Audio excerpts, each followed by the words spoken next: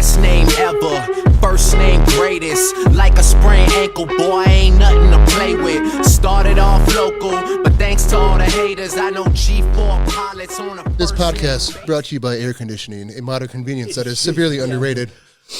Yeah. Invite Brett over for a podcast. He's, what are you, 280? What are you now? 282 this morning. We're like, hey, it's 80 degrees. You want to come out and hang out with us? 282 this morning. Is that the most you've ever weighed? Right now is Yeah, he's at his all-time high in body weight, and then he. Jesus. And you're just going to keep pushing. Hit 3 bills, man. I want to see what that looks like. It was a good idea on paper to wait the whole year to come. Is that the microphone that has to be close? I don't know if it can fit. I can caress it. I got the dog in between my legs. Pull it closer. Check. Hold it close. Pretend that's your baby. Pretend that's your baby. Pretend it's whatever you want it to be. Touch my vocal cords. Yeah.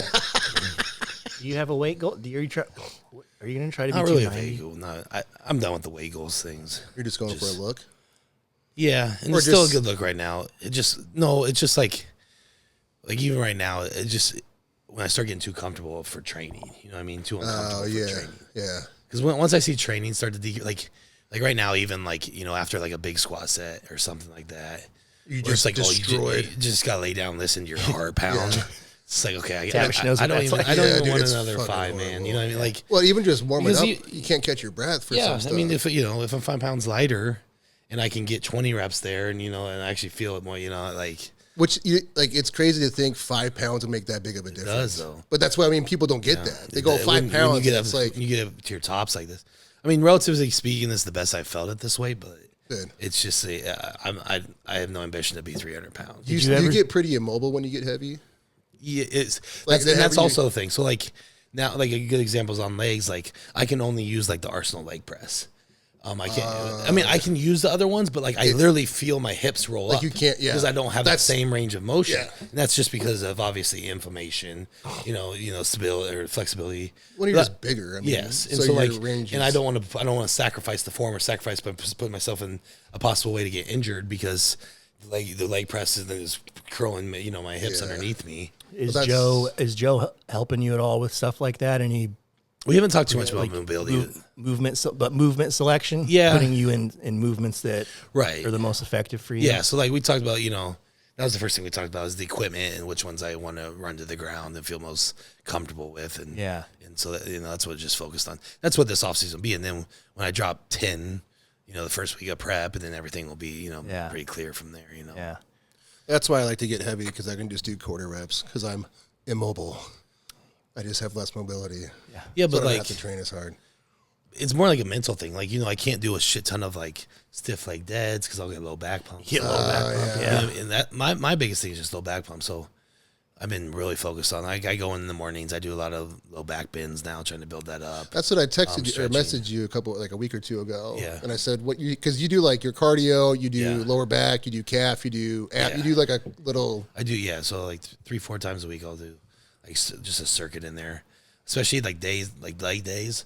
I'll just for sure go in the morning and do cardio, and then I'll do I'll get onto the adductor and actually stretch for minutes on it. Just let it open me up. So get your adductors, your hips open. Well, that's what I wanted to ask about, because there's people don't get that. They don't see that part.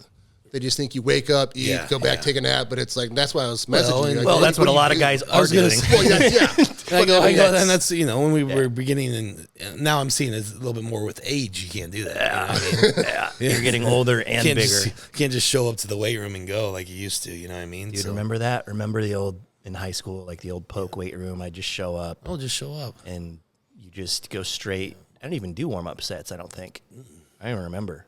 But you just jump right in. You didn't even know it. I mean, I'd always have people older than me talk to me about warm-up sets. And when you're young, you're like, fuck you. This guy talking about you, old man. I'm not going to listen to you.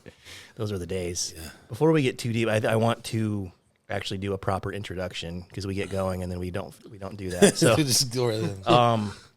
Obviously everyone's going to know who you are. If not, then that's crazy. But this is Brett Wilkin. What most people don't know is that you and I have known each other for 20 years. Yeah, probably 20. Since you were in I've known you Junior since high. you were in 7th grade. Yeah, so since I was 13. So Since you were 13 years old, yeah. Yeah. So 20 years. So for people watching, I am 5 years older than you. So I was a senior when you were in 8th grade. Yeah, 4 years older. 4 years older. Yeah. Well, mathematically 4, but 5 grades. Yeah, 5 grades. Yeah. So Brett went to school, was in the same grade as my younger brother, Ben. And so I got to know Brett that way and through, going to all of your guys' sporting events. And so I've always known Brett back home where we're from. So we went to the same high school, obviously, grew up in the same town. I would say you were known for this, probably all the same stuff you're known for now, just being a good dude. Nobody ever has anything negative to say about Brett Wilkin. He's completely neutral. He's positive, killer athlete, great student. And then, of course, your dad. Yeah. You're just a very well-liked, well-respected, humble. And I want to we're going to get into some deep, some juicy stuff, but humble yet you have confidence. And I want to get into a lot of that stuff. I have a lot of questions that are just selfish for Mike, because we've never had we're going to talk about stuff that you and I have never talked about that I want to ask you to get to know inside your head. Yeah.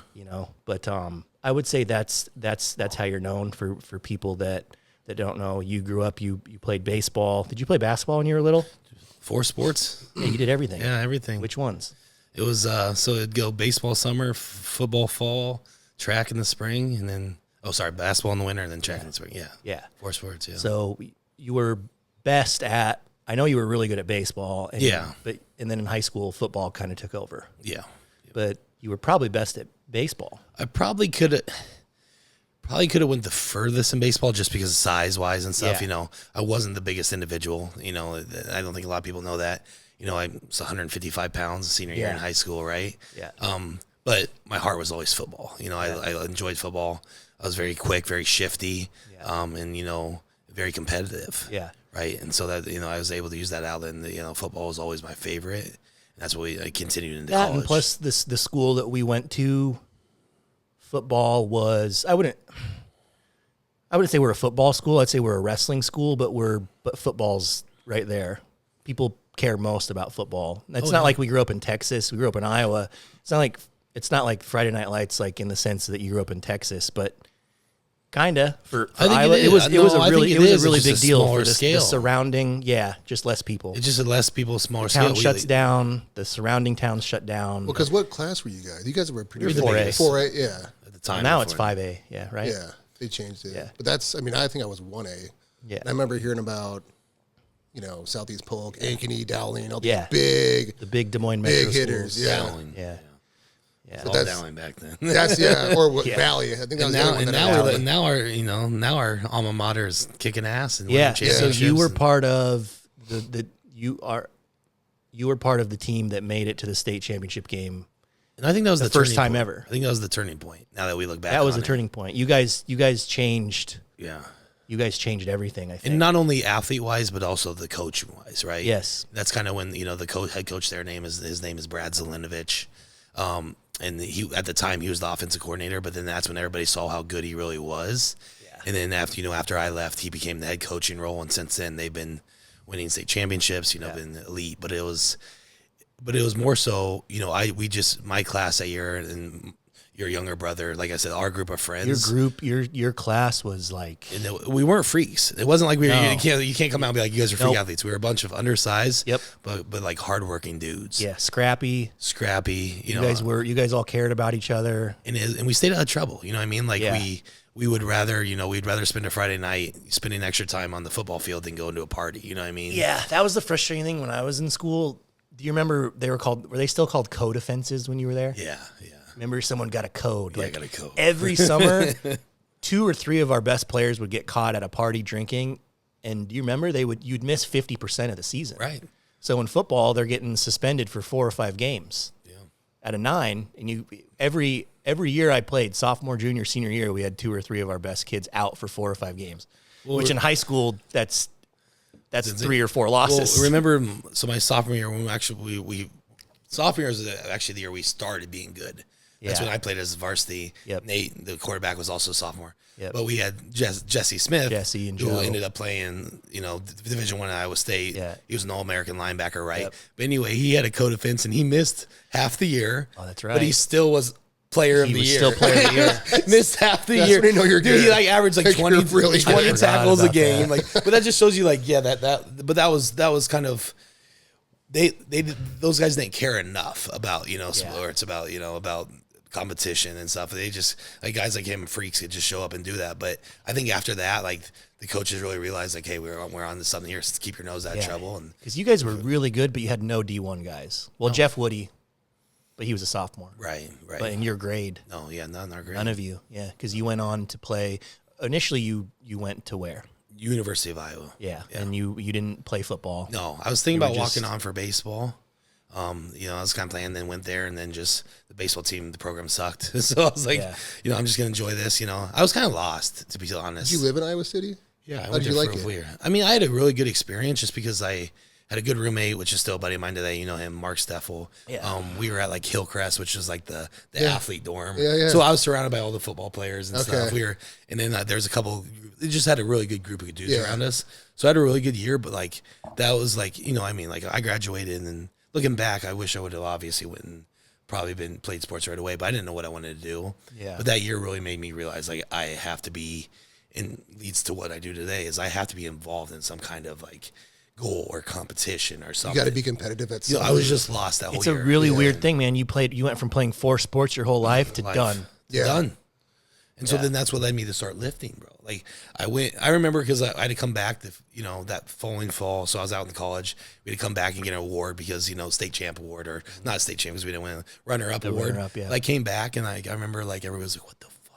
So I was like 15 pounds heavier. you're Like, because I started, yeah. it was like a month into college, your freshman 15. But I had the dining hall, Yeah. I had a weight room until I got my roommate. That's all like, you did. Our classes weren't until noon every day. so you could So I was sleep just in. like, dude, I was just like, let's go. We'd wake up at 9, go train, then go to classes for like 2 hours and be done for the day. And but that training, that's when I truly started, my bodybuilding journey, is because I needed that. And that was my competition, was the weights every day. Right. Even though there was nothing I was training for, it was just, I needed to fulfill that need for something. Did you train at that new rec center? No, it was that old shitty one. Oh, okay. Because It was up above like the very top floor of like the rec center. Oh, okay. I know what you're Yeah, talking yeah, about. Did you not train in high school? No, I definitely trained, but just Not like no. like But you got to also think, when we actually did do weights, it was in the summers and I was playing baseball. Yeah, So that's I remember true, there yeah. was times, and like I still, I was talking about this with somebody the other day.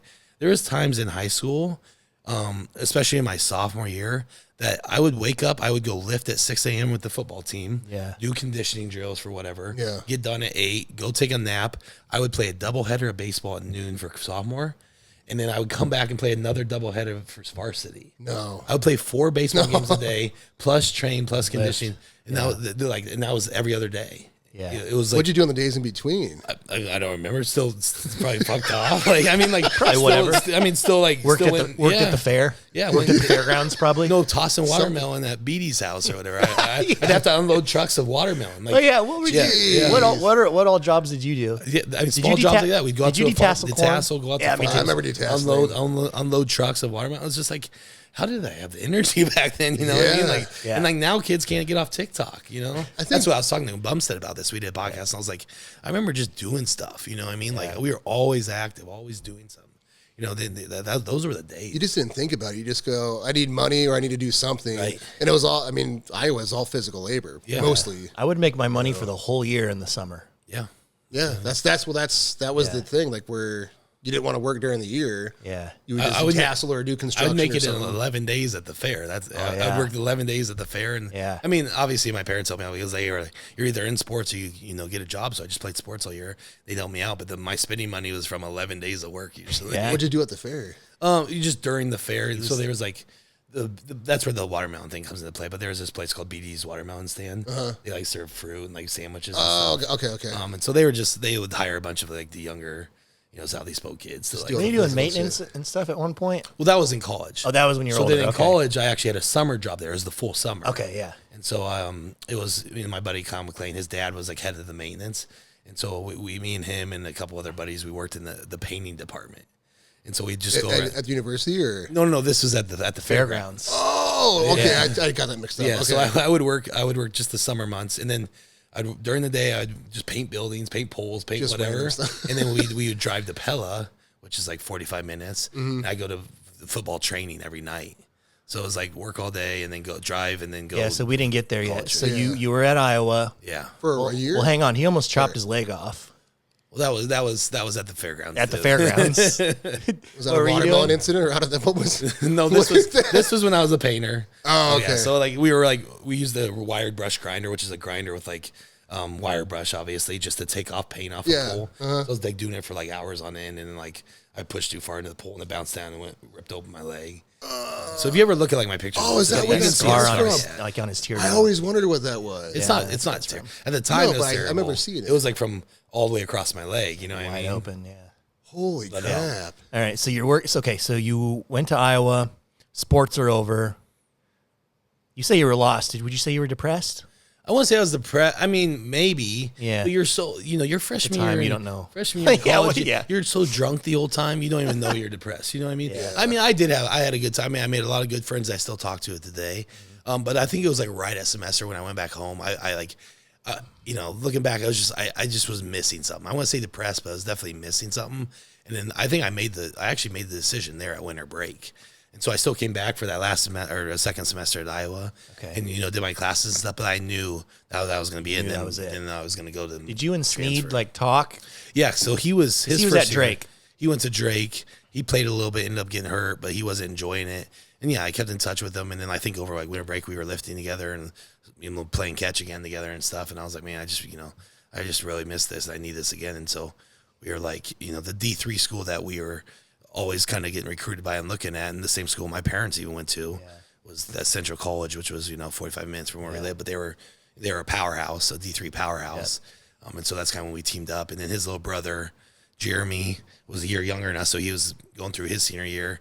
We were all really close, and he said he was going to go Central too, so we all decided just to go together. My brother was there. And your brother transferred too, but he quit football. Right, but what did he do his first year? When I was at Iowa, did he just go to like DMAC or? No, he was at Central the whole time. Oh, he went. So he went even his he freshman went straight year. there. Okay. Yeah. He ran track right at first. Yeah. Yeah. So you guys all ended up there. Yeah. And then so you go to Central.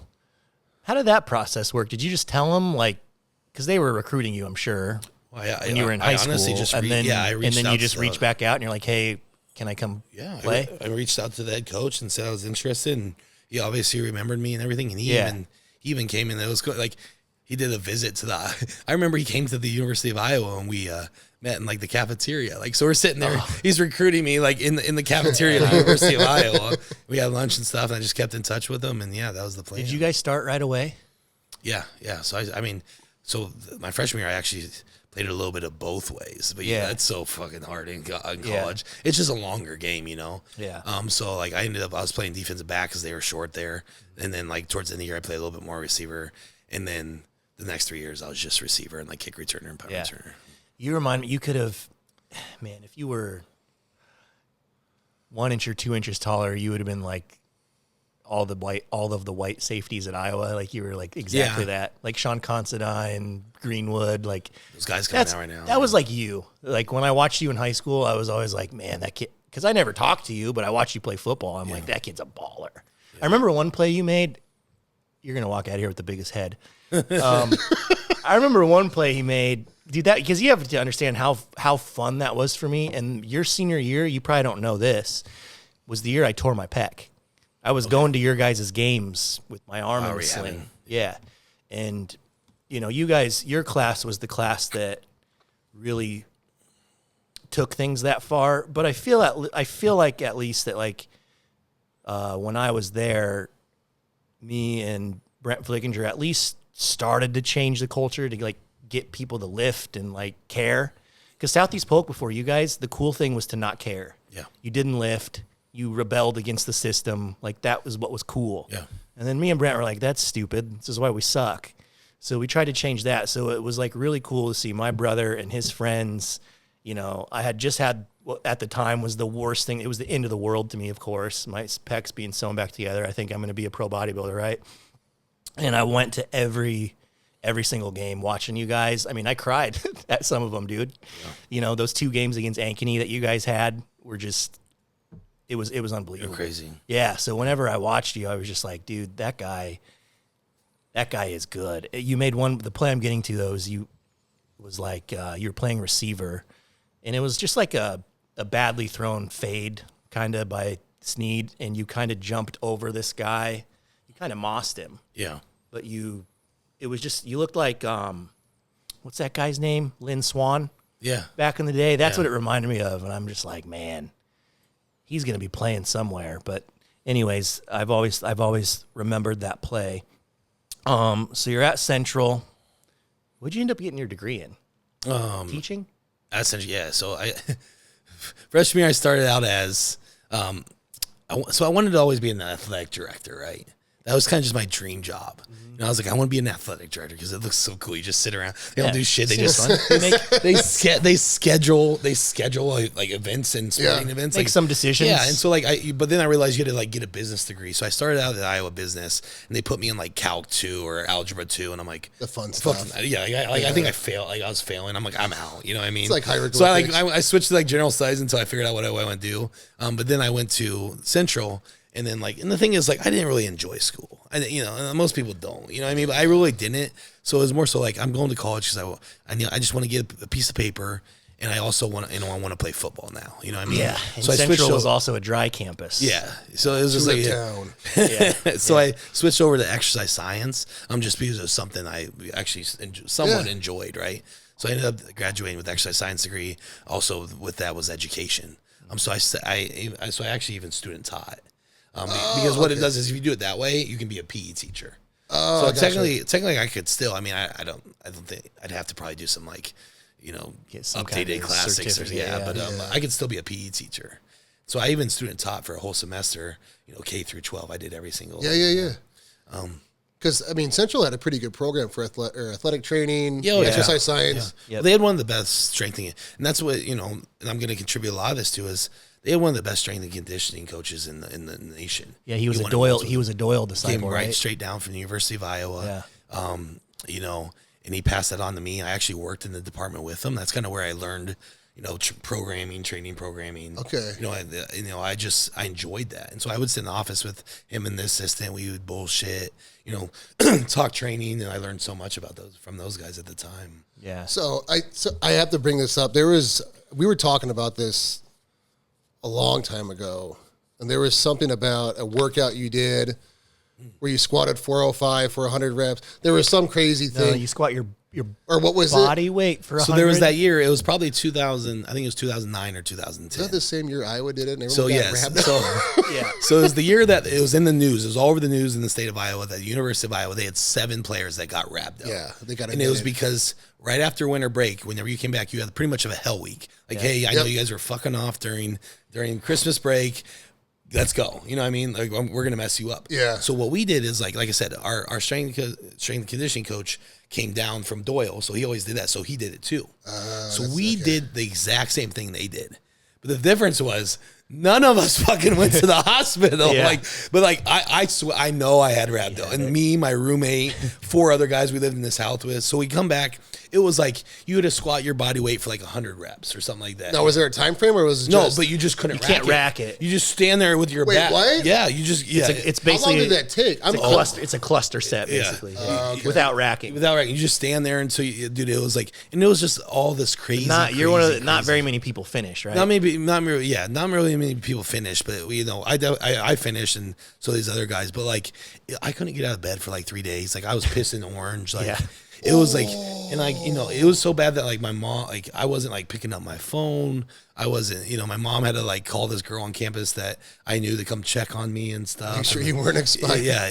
But it was funny because like we see in the news, like a couple of days later, we see in the news that like University of Iowa was in trouble because they trained their athletes too hard and stuff. Yeah. Meanwhile, we're sitting in our bed, me and our boys are just sitting there like, motherfucker. We don't do anything. Like we show up the next day and do it all over again. Yeah. So did they do it again the next year? No, it was done, right? Done. Yeah, once that. Not because of us, but because of Iowa. Because of Iowa. Yeah. They always did something, but it wasn't to that degree. Yeah. That's a good segue into what I want to talk about next. Where do you think that came from? like your toughness, and where do you think that came from? Just your ability to, I would say, what you're most known for now as a bodybuilder, besides the insane transformation that you made, which we'll talk about, from going from classic to 212 to where you are now. I would say that's probably what you're most well known for. Maybe not. Maybe I'm wrong. But I think people look at you and they're just like the training. Yeah. You're just known for the guy that just goes in and gets after it and can just push yourself. I mean, I'll just say it for what it is. Like, a lot of guys just train like pussies. Right. But you do not. Where did that come from? I mean, I think like you said, I think it stems from fairly early on, especially like I remember even like, and I always go back to this, and I think it's just the competitiveness. You know what I mean?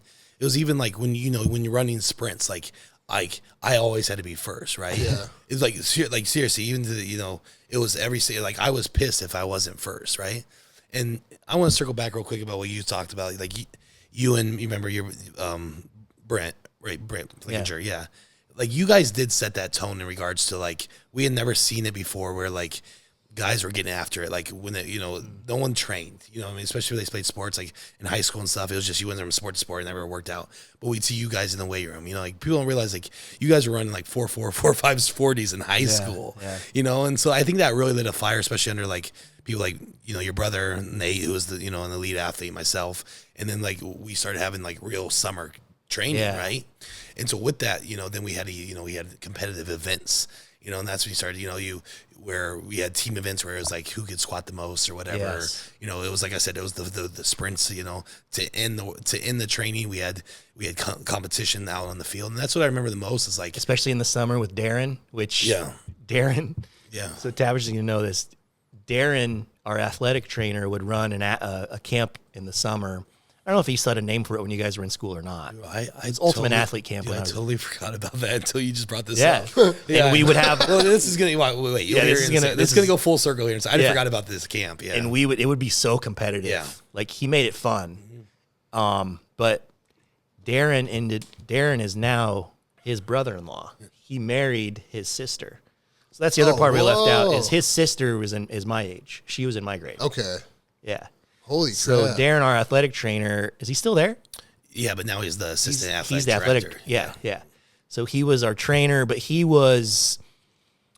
also handled, like, I wouldn't say he was our strength coach, but he handled the speed, more of the speed and the agility type stuff in the summer.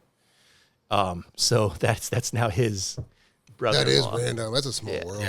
Yeah, big full circle. I forgot about that. That's crazy. Yeah, but no, that's So when you go back home, do you guys do like sprint competitions? No, that's what I mean. Like, I kind of forgot because he's kind of like chilled off since then. The thing is, like, I think he identified that back then there was nothing there. It was nothing. Nobody was doing. But then, like I said, once you guys came in and set that tone, and then our group came in, it started out. This is literally over the years. His age. There's 2 guys in the weight room. I was 4 years later. By the time it reached me, there was 60 guys in the weight room, right? Yeah. And then now, now there's probably 100 guys in the weight room. They're all so now they have like a full time. It's like strength and conditioning coach in high school. But like it's crazy to think that we didn't have that until we started building that up. No. I think Darren just kind of was like, hey, I know some things. If you guys want to, he was just there if you wanted to show up. It was nothing really formal. It was never some structure. Yeah. But sorry, I kind of went off there a little bit. But I think it was just that those competitive things, like, and that's what that's what I love to do, man. How much of it came from your dad? A lot. So your dad, I want you to talk about your dad for a minute. Yeah. Growing up, obviously your dad is the most influential person in your life, right? Oh, yeah, easily. For people that don't know, Craig Wilkin was the PE teacher.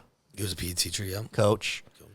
So just to explain it, give more in depth on your dad. Your dad is a really special. Probably, yes, just everybody extremely the most. He's unselfish human in the world. He's adored in our town. And so what he did, like, and you got to think about this, like he was.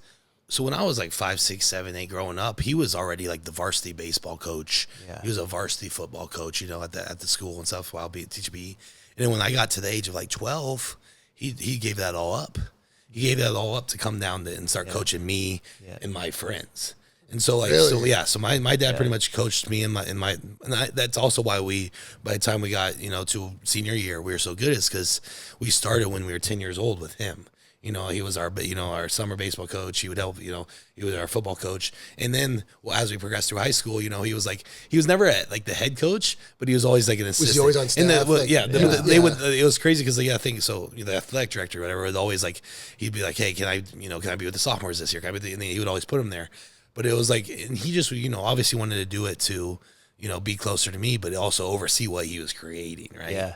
And, and so we all respected the hell out of him because, he probably had the most knowledge base out of anybody, but he was just more so, he just wanted to live in these moments and be there for us. So it was like, but you also got, like I said, it does all come down to him, and people don't realize all the extra. And I think this is where I learned this whole thing. Like when you're saying, training and going into, working extra, is I gave you that example earlier of, how I had like 4 games a day or whatever. Yeah. And then, we joked around what I did in off days, but you wouldn't even know what I really did now looking back. Yeah. What I did in off days. Yeah.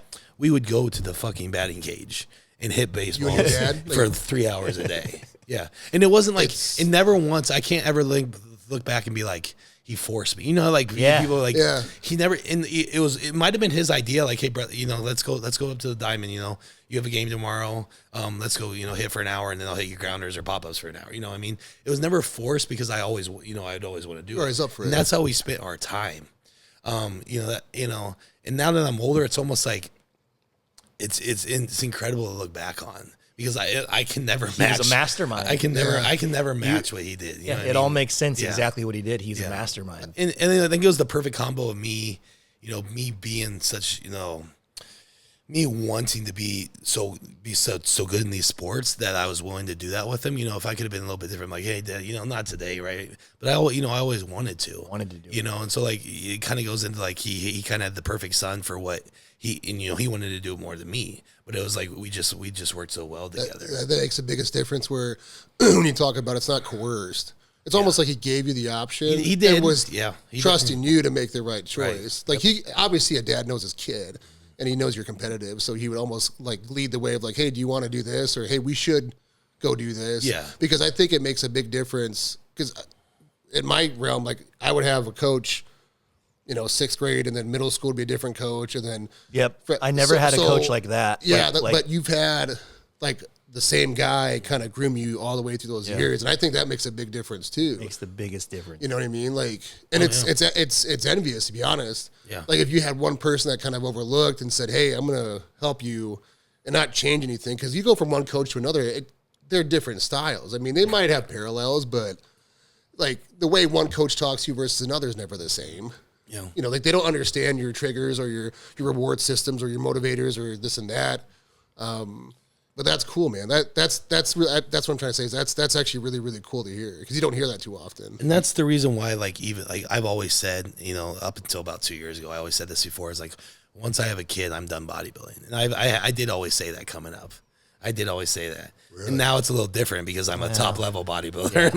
Yeah. I still have some years out of me. But the thing is now I know, like, by the time my kid, we're about to have a girl, hopefully have a son here in the future, whatever. But by the time they're getting into sports, I'll be done. You know what I mean? By the time they actually truly need me in 4 or 5 years, I'll be done bodybuilding. Because I want to give, like I said, if I can give half of that effort and that, and teach them the things my dad taught me, then I'll be happy, right? Yeah, that's cool. You're really getting ahead of me on the.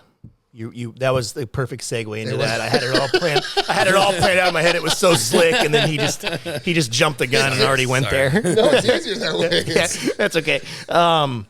So let's get into that. So now you're a pro body, which, by the way, did you ever think you would take it when you first started this? I'm sure you've talked about this on podcasts a lot. About like why you started. I don't want to make this like every other podcast where it's like, how'd you get into bodybuilding? Like, but let's get into it. Okay, you're the perfect person to ask this. Yeah, because to be honest with you, Matt is probably a reason why I got into bodybuilding. You know what I mean? There's probably 2 people. There's Matt, and then there's also Dennis Thielen. and we'll talk about that Yeah. too. Yeah. We'll talk about that here in a second too. So that like the thing is like this was like because I had never known bodybuilding until we started seeing Matt. You know, when he was 18, still even in high school, but more so coming out of high school because he was still training around us. I remember, you know. You worked at that local gym, remember down the TQF Lakeside. You know, there you were training people. You were even training some of us, and that's when you were like, you know, the 19-year-old, and you're coming into your own, and like it was just like I'd never seen anything like that. So it was like people, you know, you were kind of like what a lot of people like what Chris or Arnold is to them. You know what I mean? It's just like a statue figure bigger than life, right? Yeah. And that was for all of us. You know, we would always thought like, bro, let's go see your brother, or like talk to them. Let's go see your brother. Let's go drive by and say what's up to your brother. You know, because like it's just I think it's a lot of guys when you're 12, 13, 14, 16 years old, going through puberty. You know that we want to be something like that, an action figure, right? And so seeing him, you know what he was able to do. You know, that definitely like got me interested in bodybuilding. Obviously my sports journey wasn't done, but you know, now it's when my sports journey came to a close after college, you know, I knew I wasn't taking that next step of professional, you know, cause I was still only 165 pounds, just a short, quick guy. Right. But I needed that competitive spirit, which we'll talk a little bit more. I needed that competitive spirit to go something else. And that's when, you know, bodybuilding and wanting to look like this, that's when it started for sure. I've always said that. Another one was, we used to go to Dennis Thielen show, which was like I said, people don't really know the background story, but he was a natural, like Mr. Iowa or something. type, yeah. And, you know, he was larger than life to me. So, you know, and, you know, so I still think back, I went to those shows, you know, I was like, these guys are fucking awesome. And, you know, and then like, a couple of years ago, I went to the show, the same exact show. Mr. Iowa and I'm show? like, what the hell is this? What is this? Yeah.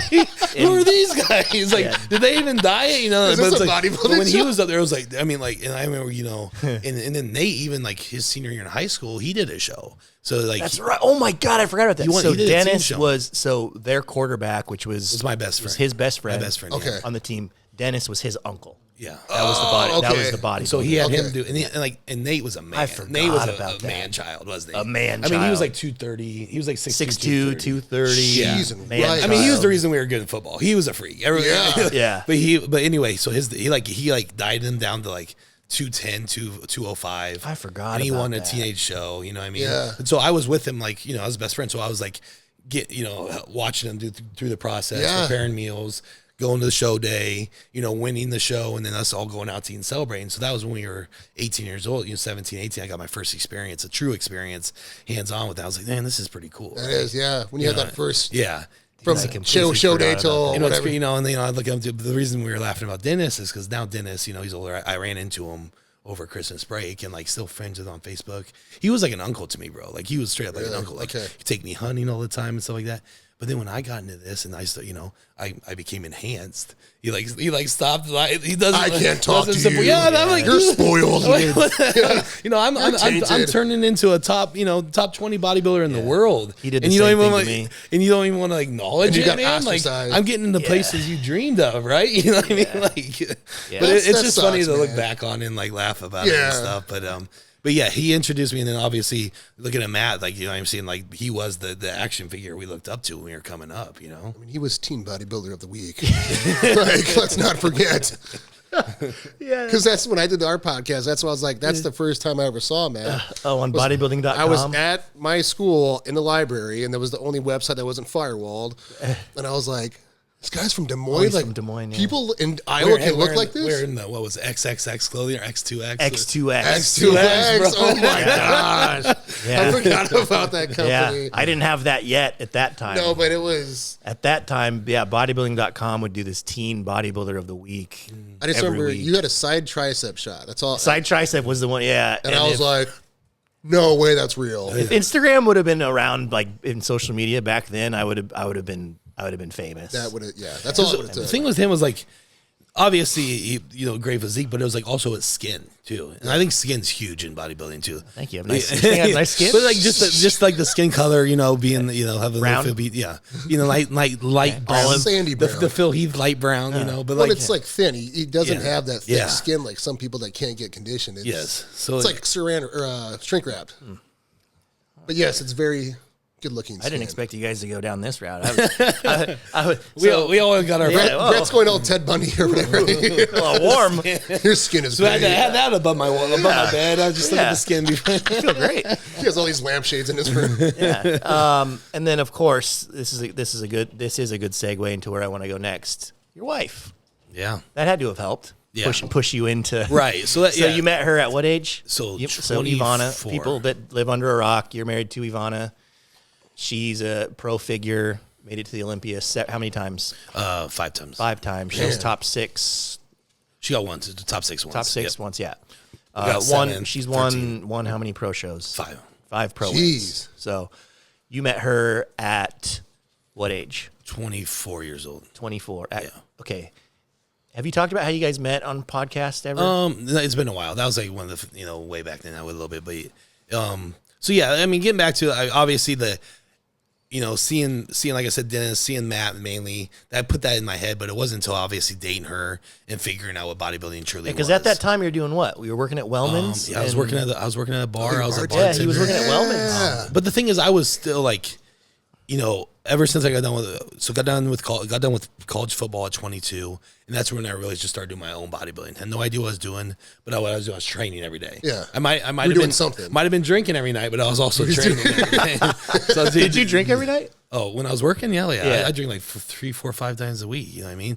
So that's just what you did in that scene, So working that scene, drinking every night, waking up at noon, going and training. But I was starting to see the development, right? Yeah. And that was probably eating 1,000 less calories. I was going to say you weren't eating, yeah. But I wasn't really I wasn't growing, but like I was shaping, right? Yes. I was starting to see minimal gains, right?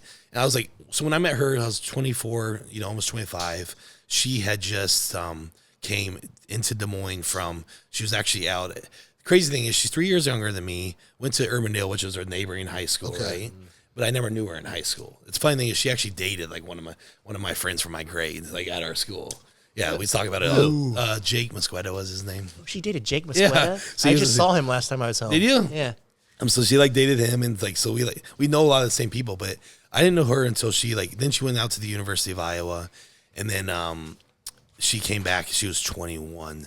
She had just gone pro like the fall before, but she came back to Des Moines to live with her family. You guys remember that? And then like first time I saw her was fucking at Gold's Gym where we all went. Gold's Gym. And I had never seen anything like that before. A girl like that, yeah. I've never seen anything. I'd never seen anything like that before. Yeah. So Brett, like, Brett. I think that's more. I was just fascinated. Well, yeah, because you're just like, what? Yeah, I think Brett. I would say that you can correct me if I'm wrong, but Brett's a lot like you, where like I don't think girls really caught your eye much. I just don't, you were just kind of like in your own world. Unless it was like a lot of something that guys was so like an outlier. And I don't know. So I guess that's a good question. Is like with Ivana, like what made you pursue her? Yeah. So you saw her. You still remember the first time you saw her? The point you just made is before her, I actually just got out of my first relationship ever. Yeah, that's what I thought. never was in a relationship. I can't ever remember him I having was like never a in serious relationship girlfriend. until Yeah. I was like 23 or 24 years Yeah. old. Okay. And I was with her for like 9 months or something like that. And then like I kind of just got sick of having a girlfriend. Yeah. Yeah. You gotta think I was living the bar scene. I was surrounded by chicks every night, whatever. You know what I mean? Like, I was just like I was just being a bro, living with 2 guys in the house. So I didn't even really want. I didn't even want a girlfriend at the time. And then I saw her. Then like I said, I'm like, what? That's a pro level physique I've never seen before, but with beauty, right? Yeah. So a beautiful woman with like a crazy physique, just something I've never seen before. So like, it was just like obviously at first it was looks that attracted me. And then I just started shooting my shot, and I definitely got turned down a few times. Like just wrote her, sent her message and stuff. So did you go up to her and say That's something? awesome. No, it was first. She I wish she was actually here so she explained. It was first like a message. Like I think she came into Gold's, and I was like on the treadmill, and I was like, she left or something. I wrote her like messages or something like. She always says this, or she remembers it really well. But it was like something like, "Hey, this is Brett, whatever." that was me like waving at you on the trail because I think I waved at her. And so you waved at her? She just ignored it. You? Just kept walking. And then you messaged her. You had the balls to message her after. Brett. Good for you. I was the guy that was desperately trying to like wave at you on the treadmill or something. And she doesn't look at you like, oh yeah. And I think she's like, oh okay, cool, whatever. And then like And then funny. like, you know, she had just came back, so she started going out with her friends and stuff. And then, like I said, I was bartending at that, you know, local, very popular bar. Woman's or Rooftop whatever. Pub. Yeah. And so then, like, you know, whenever her and her friends would come in, like, you know, she'd come up. And I think she recognized me from the gym, you know, just like, oh, you know, I'll get some drinks from this guy. And so I just was giving free drinks. You know, like, every time Slowly she, you know, planting just the like, seed. she'd be like, how Yeah, much? dude. I'm like, no, it's, you know, it's on me, whatever, you know. You're like, good. You're Don't good. worry Yeah. about Yeah. it. And she's like, oh, he's cool. You know, Yeah. whatever. So like her, and then her brothers would come in with them too. And so like kind of started to get, you know, kind of giving, oh, hey, yeah, you go to the Golds too, right? Here's free drinks, whatever, you know. Was Marco pretty big? Or Yeah, that's when your he was older brother? really into it. Yeah. That was me and Marco were training together. Yeah. That's right. And you were prepping him. You were coaching him. Yeah. And so then I think I just continued. I was pretty resilient about it. Just kept messaging her and stuff, and then, you know, she started How long responding. did it, So That's how long crazy. did this process take? it was probably about a month until she actually gave me a chance. Yeah, that's decent. and then, you know, and then we hung out one time. You know, first night, like I wasn't working. It was like a weekend night or something. The first time I wasn't working, but she just came over, hung out, and just hit it off to actually get to know each other on a personal level. Yeah. Right? You know, I was nervous as fuck. You Yeah. know, I still remember that. I remember I actually drove to a bar before she came over. Like, Had a couple shots? Yeah, my buddy, Liquid confidence. a buddy was working. I just drove down the street, took like pop, 3-4 shots, came back, just and so I was all giddy, you know, and happy when she got there and stuff. But you know, That's just funny. hit it off, and you know, and It then worked. it worked, and then started building from there. But it was more, and like I said, that's when, you know, then that's when she had just right after she had just gone pro, so she actually was starting her like she was doing her prep for her first ever pro show. Yeah, she was in it. Pro debut. Like I remember it was Chicago Pro. So then like that's, you know, when I first started dating her, she was getting ready for that, and so I was learning everything, right? Like firsthand. Firsthand. Wow. And I still talk about this day. And this story is really well known, but she was actually the one that like taught me how to eat. How to eat, yeah. I remember you talking about that. And I didn't understand what you meant by that. Like, well, I mean, it's like, because I was still on that schedule of like, hey, I'll eat breakfast, lunch, and dinner. Right? I ate 3 meals a day. Oh, gotcha. That's why I wasn't growing, obviously, but I didn't know back She's then. I was eating like, more than you hung out, and she's eating more than you. Yeah. No, what the issue was, she was hanging out with me. So we started really hanging out. Like every day we'd spend like 5-6 hours together, right? And then finally, like probably like our third or fourth time hanging out, she finally broke down. She's like, do you ever eat? And I'm like, what do you mean? Yeah, I mean, I ate 2-3 hours ago. I'm going to eat again in like, you know, in a couple more hours. Supper. Yeah, like supper. You know? Yeah, you're naming them she's like, lunch and supper. She's like, Yeah. she's like, I'm so embarrassed because she's like, I need to eat and all my meals are in the car. But I'm scared to go get them because I don't want to just eat in front of you while you don't ever eat. And I'm like, oh, no, wait, what? I'm like, Yeah. how many times do you eat a day? She's like 6 or whatever. I'm like, 6. Like, holy crap. That's how you do it? Like, I was like, are you Yeah. serious? And she's like, yeah. And so she like brought her meals in, you know. Oh, and kinda laid out, like, here's how this is what, you works. know, and then showed me like the process. You got to eat more. And so I was like, shit, I'm going to start eating 6 meals a day. Holy then, you know? crap.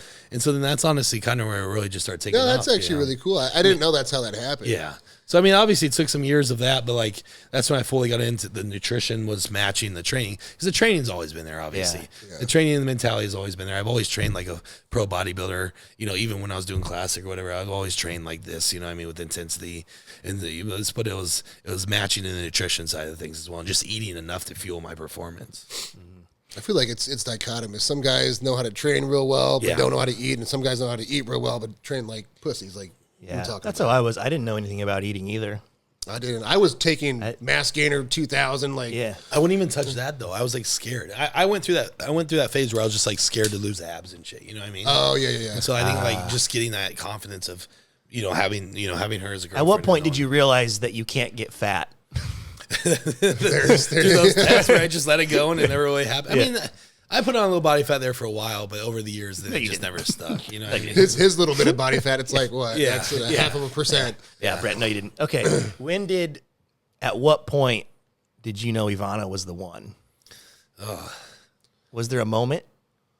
It was honestly, it was honestly pretty early on. And It sounds like it was the first time you saw her. that was a big one. Like I said, Yeah. the physical attraction was huge. But it was, I remember like we got in we were out drinking with like her family after a wedding or something. This was only after knowing her for like 2 months, right? Okay. We were out drinking and stuff, and we got in an argument about something at the bar, and she like left off all pissed off, and I went running behind her, and I was probably pretty drunk at that time.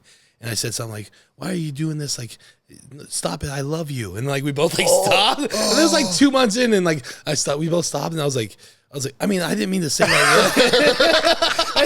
Wait, what did she do? What did she do? I have to know. No, she remembers it vividly. Yeah, what did she? I mean, I don't remember the time, but it definitely like canceled out the anger and stuff. And it worked. We continued our night, but like looking back, I was like, I can't believe I said that so early.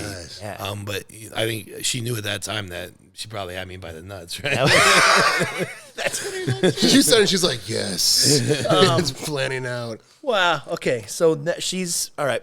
You mentioned that you guys are having. I mean, you're on any day now that you could have this baby girl. Should be having it right now. We don't She could. Yeah. Do you have your phone on you? By the way? got it. Okay. Just making sure. So, did you guys? Do you want to share the name or no? Oh You're yeah, waiting. I mean, it's gonna be born here in the next couple of weeks anyway. So we're gonna call her Miliana. So still fits her, Eastern European roots. That's such a cool name. And then also, we'll call her Millie for sure. Yeah, we talked about that. that's cool. Yeah, that's such a cool name. Yeah, I really like it. I'm really excited about it. Yeah, and everything. How has everything gone overall? The pregnancy. It's been honestly, man. She's been an absolute trooper. Yeah, seems pretty. She absolutely has loved being pregnant. And like, she makes jokes all the time that she's like, I'm ready to do it again or whatever. Really? Yeah. And I'm like, you sure you don't want to break, right? But like, part of her does because she still has that competitor in this. Or like, she's already ready, like to like get in shape and stuff. Get in shape, but she's been training this whole time. I know. Being smart and stuff. The only worst part, and I've talked a little bit about this with some other people, but it was just that first trimester is just like her nausea. Yeah. And just her sense of smell was so heightened. So the quick funny story there is like that was when I was getting ready for Spain and Romania, the shows I did to end the year last year. And I was like 3 or 4 weeks out, right? And like, she couldn't withstand anything like smell at all, especially meats, right? Was it? And so If you said something. yeah, and so it's like I have mega fit meals, so it's like I get my meals in or my meat, my protein in bulk, and it's already cooked. So all I need to really do is warm it up, right? Yeah. And so how you warm up? You still need to warm it up because it's like cooked raw. So it's like medium rare. So you just need to like sizzle it in the pan, right? Mm-hmm. So all I would do is like just warm up my chicken in the pan or warm up my steak in the pan, and she would be in the bathroom in our bedroom with the door closed with a towel underneath it. She could still smell it and she'd like throw up. Oh, geez. And so she would she would come running out yelling at me. I'm like, are we gonna get in a divorce over fucking cooked meat? Like she's like, just stop eating. I'm like, I'm 3 weeks out. Eating, yeah. I can't not do this. So like the funny thing is if you remember like my stories on Instagram at that time, I was always out on my porch eating is because what I started doing, I was like, how am I gonna do this? What I started doing was I would go out on the porch and use my grill to warm up the meat. Oh, so okay. I would put it on like tin foil on the grill and just warm it up, and then just throw in my rice and just eat out on the porch just so she Like a could quick flash heat up. Yeah. So I had to make it work, but then literally right at the 1 month mark, the 3-month mark, the first trimester, it went away. And Just like boom, one day she woke up and it was fine. The smells were fine. So That's so random. And then she just enjoyed pregnancy all until about a couple weeks ago, and now it's just been. Did she have like any of the crazy cravings or weird oddities, like food oddities? Yeah, that some girls get? I was surprised, and it makes me wonder if that's more of like if it's more of like a mental thing for people, Because you hear some girls with like eating fried chicken and dipping it in peanut butter, and, it just gives them the opportunity. That's what I was going to say. I don't want to. No, I'm not a woman. I've never been pregnant, and I don't want any woman that's been pregnant to tell me. Yeah, but I wonder if you're right. If it's more of like, it's an opportunity. I can just kind of do what I want. Well, you hear stories like my buddy's like, she would make me go get her Casey's pizza at like 11 at night. Yeah. I'm like, on this this pregnancy, Same thing. It's not like she was like. It's never like we were laying in bed and she was like, hey, will you go grab me a fast food pizza? And I she was never she honestly she ate 4 meals a day, just kind of ate whatever. She just kept it really diverse just so she doesn't want the baby to be like me because I'm a picky eater. And I was like, just feed it a little bit of everything. So something that gets used to it. And divert. She, maybe she like had a few more like ice creams or something, but it wasn't like, it wasn't much. Do you feel any, I mean, I can kind of talk about, because I thought I was going to have babies at one time. Didn't, so I kind of. Do you feel different now yet, or has it not hit you yet? Like, do you feel different as a human being knowing that you're about to have a daughter and you're about to be a dad, or has it not hit you yet because she's not here? No, it hit me really hard about 4 weeks ago when I was on that trip. Remember when I went on that trip Australia? down to no. Oh, From just the Phoenix, from Dallas to Phoenix for gas. Okay, right? yeah. And so I spent 6-7 days there where we were traveling, and I was just like, we were staying in a different hotel or a different Airbnb each night, you know. And I remember, you know, this is just in a foreign place, but a long ways away from her, and like that's when it really hit me. Like I started having like, and I'm someone that doesn't usually ever get anxiety. You know, I've been able to really curb that. We're going to talk about that next. Pretty mentally strong when that comes to. Yeah. But I was having bad anxiety those nights, like Just from being separated from. not the separation, but it was just thinking about the baby. You know, the Just concept. in general, like it's hitting you. I'm going to be in charge of another human. Anxiety hits me. It's like, am I doing enough? Am I setting my future up enough for them? You know, do I need to go get a life insurance policy on myself? You know, like just your head just starts. You start going, thinking right? differently, and like you know. Doing what I do, am I going to be able to like be a good father, right? You know, and so it was just so much. All thinking. the what ifs. Yeah, what ifs. It's like crazy, and I ended up telling her when I got back because I didn't really want to tell her while I was gone. Yeah, no. She's like, I knew it. She's like, because you've been acting so cool this time. I knew you were nervous. I'm like, yeah. Like I definitely am. And as it's gotten closer, it definitely has. I'd be lying if I wasn't. You know, it's just like I got to keep reminding myself that there's a lot of people out there that have kids and are successful that.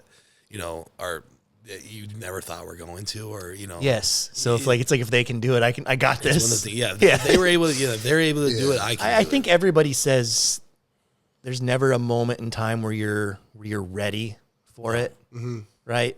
I don't think anybody's ever like, well, now's a good time for me to have a kid. Like, that's not a thing. It's just it happens, and then you just roll with it and you figure it out. And I know, like, here in the next week or whenever it happens, I'm gonna get fucking smacked in the face. You know what I mean? Yeah. Meaning like it's gonna be a really reality job where it's just like not all my time's about. Yeah, but it's gonna be the most. Yeah, but that's gonna be the most magical thing you've ever seen and felt in your entire life. And so that's what this last, like I said, that was about 4 weeks. So that's what this last 4 weeks has really been about. I'm like a lot of more internal thoughts about this process. Do you think it's going to? You just said it. Do you think it's gonna impact you? Because you already had it in your head, like predetermined. Like if I have kids, I'm not being a bodybuilder. Right. Now obviously you thought that before you really knew where you were going to take this. Yeah. Or did you know you were going to take it this far when you started? When I started, did you think? I wouldn't say not until probably not until I did well at Chicago Pro. Okay. Did I really think I was going to take it this far? Okay. You know? Because you got to think. So, you know, I went pro, went out to Arm Wrestle Pro Gym, started truly living the. You won Junior Nationals and Classic. Junior National Classic. Immediately after that, moved to Denver, and then that's when things really started taking off because I went all in. Because you were around it, yeah. And that's all we were around. And, you know, that was when she was going all in. I was going all in behind the scenes, like, you know, because I didn't compete, or I had that year, and I did 212. But I remember, like, my first 212 show, I got, like, last place, 15th place in Puerto Rico. Yeah. I still remember the head judge and everything. I don't think I deserve last place. So I'm not gonna say it, but like I remember going back to the room and I was crying. Like I was crying. I was like, man, why did I spend this last year? You know, or these last 3-4 years doing this? And like, you know, and like this is the outcome. That's the first time you ever really like lost that bad ever in your life, huh? First time I was never in anything. That's the only time I've never not been in a first call out of all my shows. Well, not even. I mean, going back to like sports, you were never. You got a taste of what it's like to. You felt like you sucked at something. Yeah, I felt like it was demoralizing. Yeah. But anyway, what kind of saved that was the next week I went. So I was in Puerto Rico, got terrible. Toronto, and then went to Toronto a week later, and I ended up getting. It was a better lineup and everything. Yeah. And then I think Tyler Mannion was the head judge. So then you're talking about the guy that represents the IBB, and I got like 6. So I was in that first call out. And then I was like, oh, you know, okay, a little bit better, feeling a little bit better. And then, but like knowing that like that size, that look wasn't for me, right? Yeah. Because I knew like I looked better at like 225, right? Yeah. Because I started, like I said, when I first moved out to Denver, I went out there at 200 pounds. This is right after the show.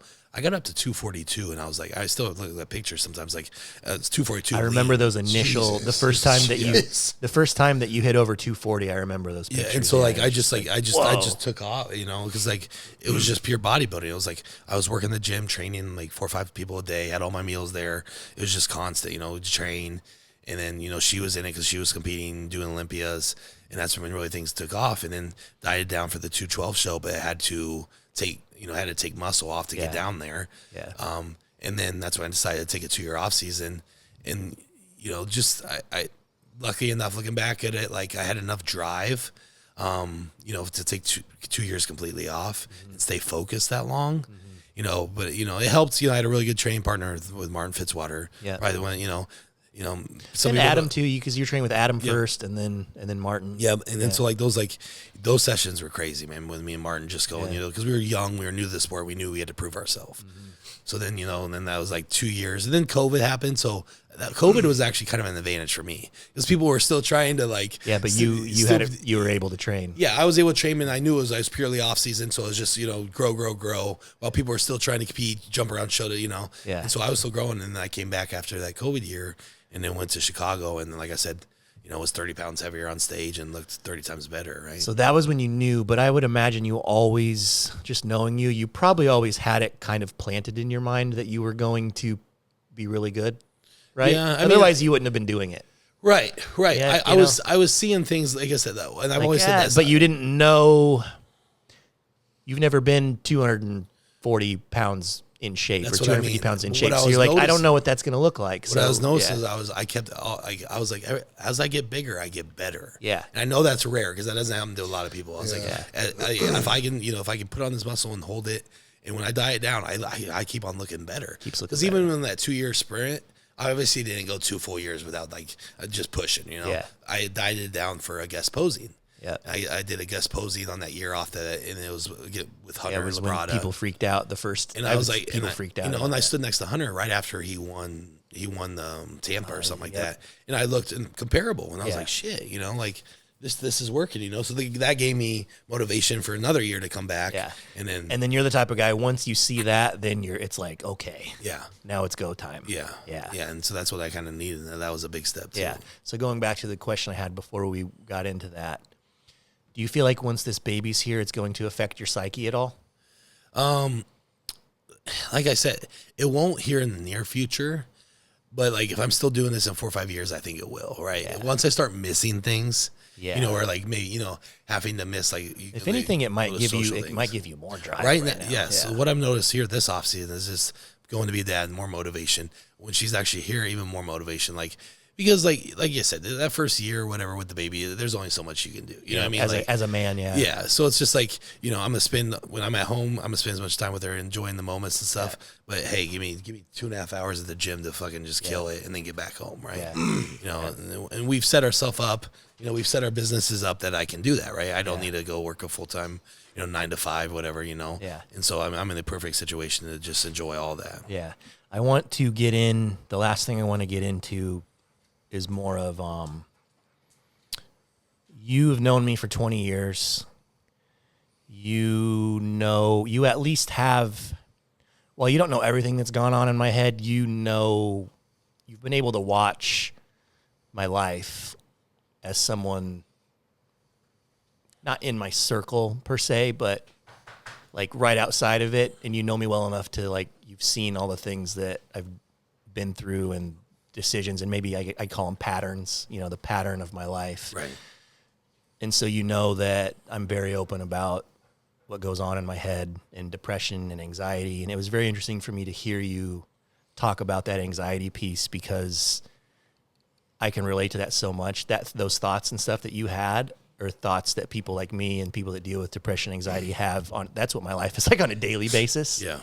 And so at this point in my life at 37 years old, I'm just now learning how to overcome all that stuff and unpack my shit and get into what it is that I need to do in order to, I was basically living like a disabled person, but I didn't realize it. Right. I'd have some good days, a lot of bad days, a couple good days, a lot of bad days. That's why I never made it in bodybuilding.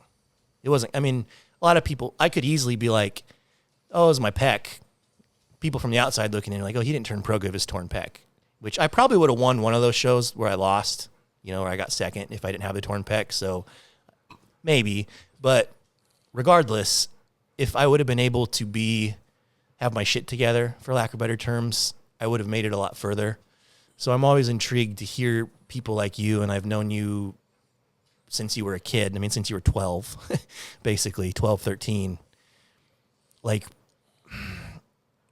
For some, is that the first time you've ever really had those thoughts, or do you ever deal with self-doubt?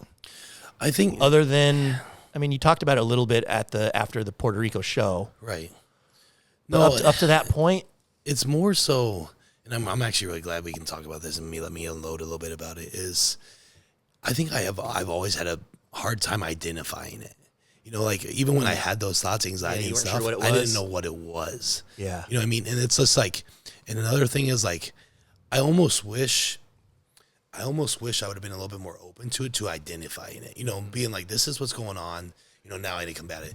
More so, I just have been, I don't even know if it's good. Now looking back, I don't know if it's even good, but it's like, you know, I'm a man, you know, I'm a man. Push through it. Just push through it. Just get over it. That's what we push do. it to the side. That's what we're taught to do. Just, you know, and I've always done that. And it's like, now I'm getting to the point, you know, being 34 now, you know, having a lot of talks with you and seeing, you know, you going through these things overcome is like, you know, there's still things I need to address. You know what I mean? There's definitely some things in the behind the scenes that I need to address that I always keep in. Yeah. Because I don't have anybody that I really talk to. Yeah. I really don't. You know what I mean? Like, and you say, you know, everybody knows me as the guy that's steady. You know, steady, even keel, headstrong. And I am. Unaffected by everything. And it's great. And it's great because, like, especially to the open public, but it, like, I also don't have that person that, like, I don't go have these deep conversations with in my head.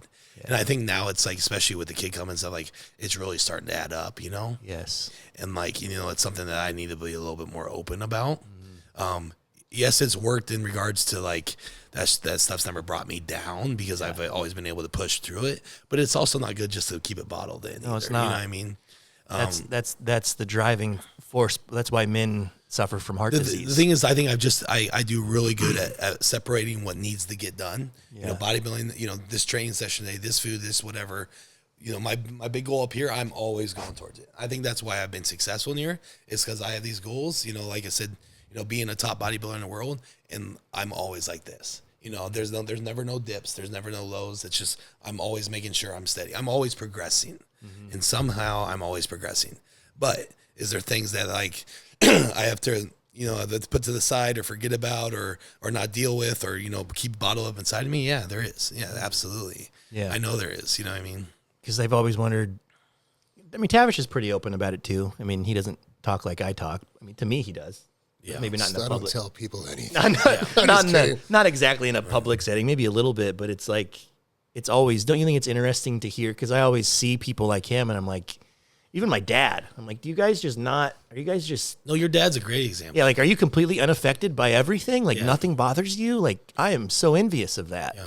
You're just able to. Well, that's what, I mean, that's where I get it from is because my dad's that same way. I don't remember him ever, like, you think if he opened up to me about anxiety or something? Like, who are you? Like, what the hell? I think he just built that perfect, like, that perfect role model persona that like I've this is how you handle yourself. Yeah. I've never been told differently, you know? Yeah. And like, I think, and that's what something I've respected the shit out of you is you've actually been able to identify it and then, you know, be open about it in your battle trying to overcome it too. Yeah. Because dude, that's such a great point.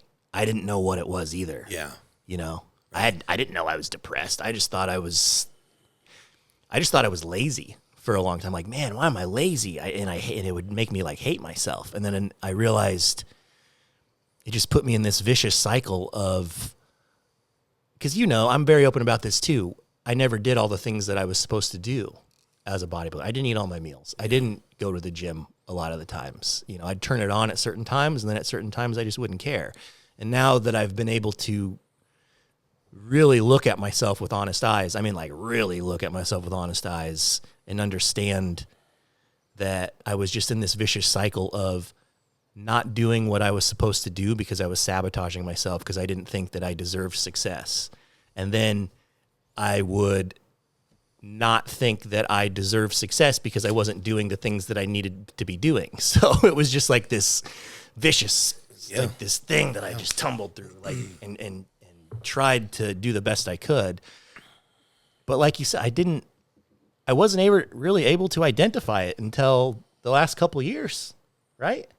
Yeah, I mean, it's funny when you say identifying it because you can ask Faith. That's a great point. No, it is, because I have this similar issue. When Faith and I first started dating, I'd have to, as weird as it sounds, like buy her something. And I had thought, I couldn't translate what was up here into a verbal. Yeah. Like you know something's different. You feel something's different, but you can't transcribe that into words. And you're like, And if you try to go to a guy and you're like, dude, do you ever do this? And they're like, what the fuck? Yeah, you what don't are you want to put talking yourself about? in that Well, because you don't know Yeah. what you're just like. I'm doing this, right? You know, blah blah blah blah blah, and so you just shut it down. You're just like, okay, that's just no one's gonna understand me. I don't know how to describe it. Right. I don't even know what it is, but it'll go away, you know. And that's my thing, right? I don't know how to transcribe thoughts or emotions into words, and I still have an issue with that. You know, that's why usually it's if you want to ask me about my feelings, I'll text it to you, or I'll write it or something but like Brett, that you make a good point. It's like over the years, you become calloused to the idea of opening that up, and you don't want that to be so callous to where it can't permeate this into a trajectory to where you can actually describe what's going on. And then it's almost like, okay, well, it doesn't matter anymore. Well, it's almost the thing that like, almost like I don't want to look at. In our heads, it's like, is this going to make me look weak, right? Yeah. And that's I think that's what it is. You know, this is going to make me look weak as a man. You know what I mean? So that's why a lot of times When in I just don't reality, agree. it's the exact opposite. It is. To be able to, especially these last few months, I'm not talking about it yet, but I will eventually. But these last few months have been like really intense for me because I've really I've always thought I was self-aware. And then as the months go by, I'm like, holy shit, this is another level of self-awareness and another level of self-awareness. And it never ends. And now I feel like I'm to the point where I've just completely stripped away everything. And I can look at myself in the worst way possible, looking at everything that I suck at, all my faults, and then finding the root of those things and figuring out where they come from. It's essentially an ego death is what I've gone through, right? But to hear you say, well, first of all, let me finish my thought on that. To be able to do that and look at yourself with honest eyes and unpack all your shit and look at it and put it on the table and be like, these are all of my terrible faults. This is where they came from. That's scary. Dude, that's a scary thing to do. It's absolutely. I'd be It's terrified. like, it's terrifying. Yeah. But once you look at it and you're like, okay, and then you accept it and you realize this person that you thought you were is not indeed actually who you are, and you accept it, holy shit, then you see the world completely different. So Well, it's not even so much. I mean, it definitely is. You're right there of who you thought you are, but it's who everybody else thinks you are. yeah, too. yeah. It's you know, because especially with what we do, especially with like Especially what we do with what in we do this in the world. media, and like Yeah. we're looked as some people look at it as gods, right? Yeah. And, they even say that and stuff. You know, man, it's just like if you truly knew what goes on, in What my really head, goes on in your head, yeah. Let me ask you this though, because now you've gone through different phases, right? What you just talked about, especially with the depression stuff. Do you think it was what was worse though, in like when you're in more on the bodybuilding side of things, meaning like those long off seasons where you're especially when PEDs are involved, you're having to eat, because I feel like right now this is probably the worst I've been.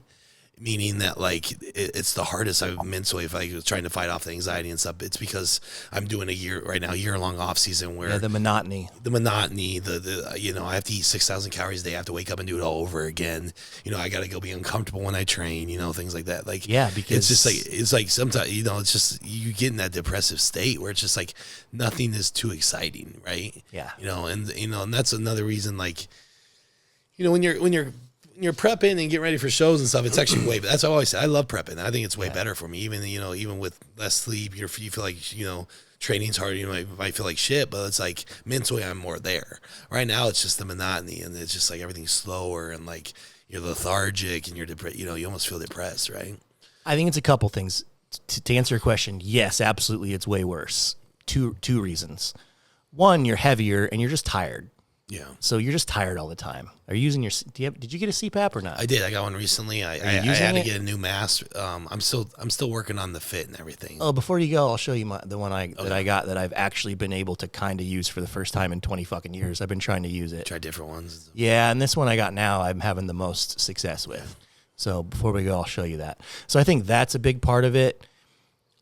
Two is when you're in prep, you just have to understand like the science of the brain. You're getting the dopamine hits. Yeah. You're getting this pleasurable thing. Like you're feeling yourself. You're looking at yourself in the mirror and you're like, ooh, and you're throwing up a post on Instagram and people are freaking out.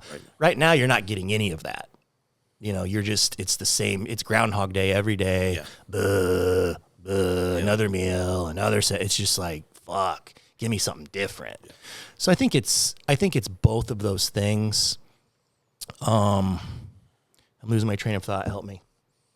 Now I was going to say the monotony is your highlight of the day is heavy breathing, sweating. Yeah. Well, you just don't feel You're like just uncomfortable. For sitting me, it's there. like I feel like, and that was kind of anxiety with the kid as well. Is like, am I going to be not present in some moments? You know what I mean? Yeah. Because I feel like I'm not present in a lot of moments. That's what I was going to get to. Like you just feel out of like you can ask. I mean, I'll fall asleep randomly, or you just won't have that.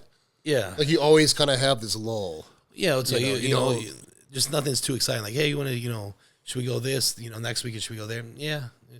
That's what like, it's like, you never have. you're a not- vision. you're It's not just getting like, nothing. Small things don't excite you anymore. Nothing you is know? giving you that emotional spark. Right. Yeah, but I think it's mostly because you're tired. I do think that certain chemicals and things like that, like especially 19 Nors, so NPP and DECA and things like that, and EQ can cause that feeling for people too. I think that can play a role. I think all these things that we just talked about played a role. That was a really good question. But the part that I'm really happy to hear. So I mean, like me and you have never talked like this, Right. I mean, I've told you stuff like I come up to you lately and I'm like, like the last time I saw Update you, on or what's going on. maybe 2 times ago I saw you. I'm like, I told him that he's tapped in, but he doesn't know what that means. Yeah. He doesn't need to know what that means. He needs to just keep doing what he's doing Yeah. and not worry about Doesn't it. have to explore it. He Just doesn't need to explore it. just be keep- redundant with it. Just keep being Brett Wilkin. Yeah. Which is why, I'm so happy to have you on is because for people to hear you say what you just said, I think is going to be really, really powerful. And that's ultimately what I want to do with this. And that's my vision with what I want to do with this. If I can be anything at all for this industry, is just be somebody that gets people talking about these things and accepting these things and getting over it, because it's probably a lot of self-selection because I talk about this stuff openly, and I know that it's out there because I've got all my clients talk to me about all of this stuff, and people that aren't my clients message me and talk to me about this stuff. I'm fucking depressed. People are suicidal. People are anxious, and they don't know what to do. And so I've just been in the process of figuring out what to do and beat it, and then I'm going to help other people do it.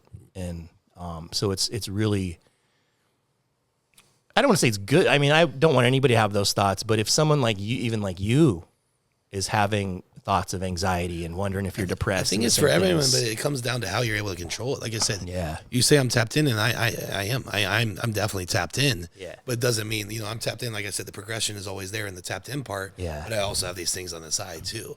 I'm just very good at separating things. Yeah. You know what I mean? Like when shit needs to get done, work needs to get done, I can you go to can that turn point. it You're on. efficient I at can turn it on. compartmentalizing. Yeah. Yeah. That's what I was going to say about him, because it's like, But it's admirable.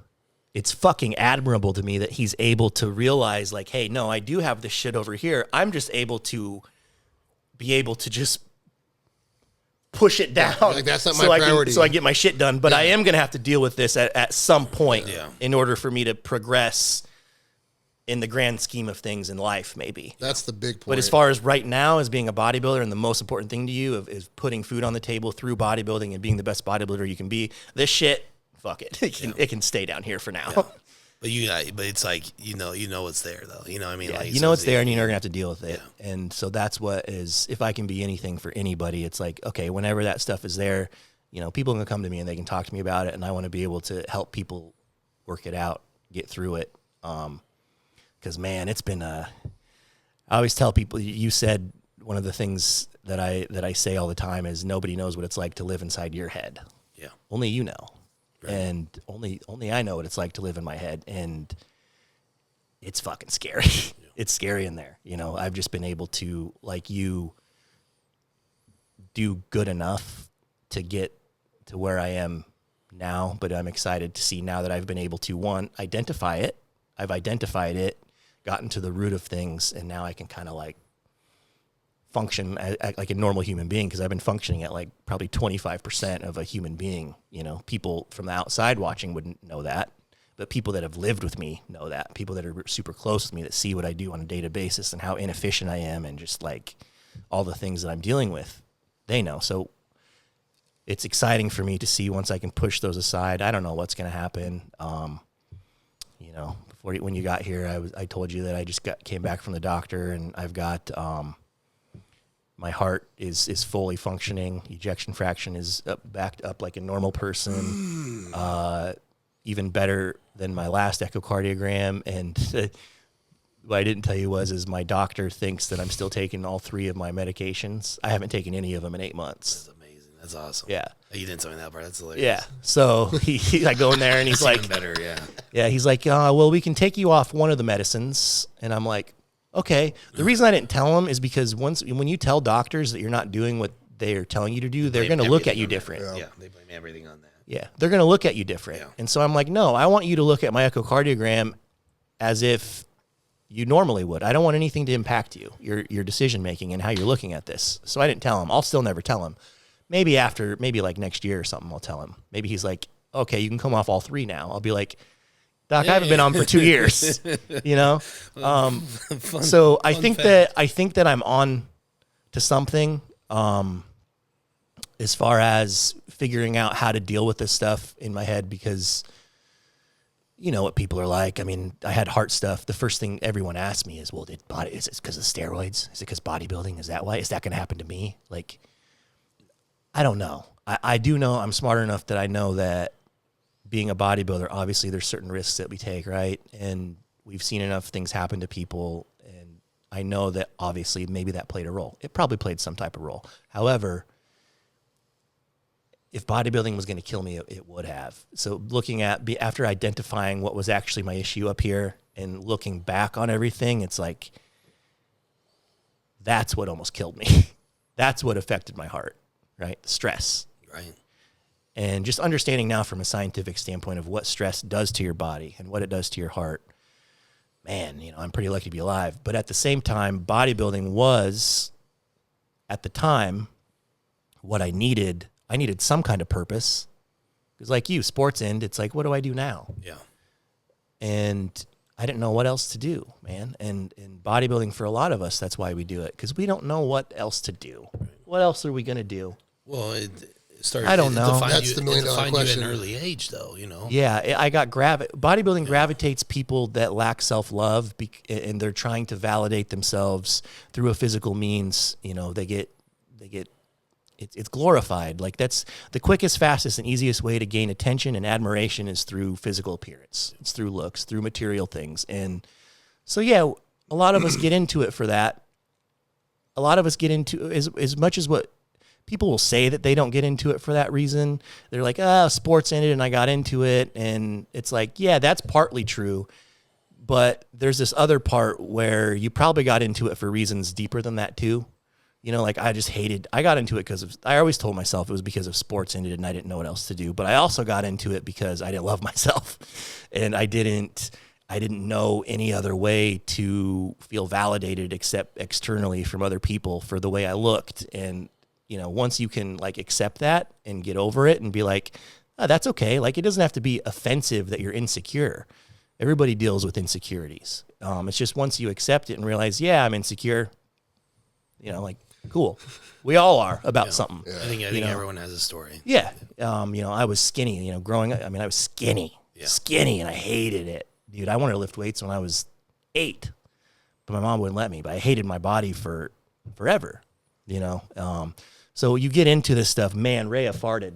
You smell that? Whew. Nice job. Thanks. Good set. Oh, now I got it. High testosterone. Like a shitty cigar smell. Oh, woof. Yeah. What does she eat for dinner? Mice? Like, what is? What is that? No, but I think once you realize, you know, that about yourself and you get into it, and as you get older, like the point that you're probably at now, it's like you're doing it for other reasons. Now it's different.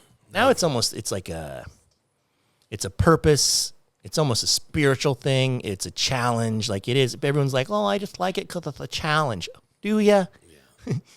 Do ya? I don't know. But I would believe that if you said it. But then there's some people that say that, and I'm like,